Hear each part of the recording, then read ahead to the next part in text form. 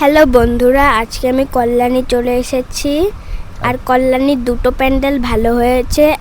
একটা হলো আইটিয়া মোড় আর একটা হলো রথতলা। আজকে দুটোর মধ্যে দেখব কোনটা বেশি ভালো হয়েছে আর তোমাদেরকেও দেখাবো কোনটা বেশি ভালো হয়েছে। প্রথমে আমি চলে আসলাম আইটিয়া মোড়ে ঠাকুর দেখতে। আর এসে দেখতে পেলাম প্যান্ডেলের সামনে এত ভিড় হয়েছে।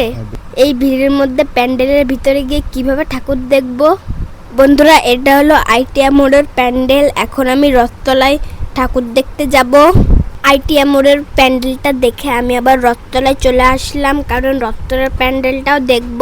তারপরে আমি রথতলার সামনে চলে আসলাম। আর রথতলা প্যান্ডেলটা আমার বেশ ভালো লেগেছে। তোমাদের কোনটা বেশি ভালো লেগেছে কমেন্ট করে জানাও।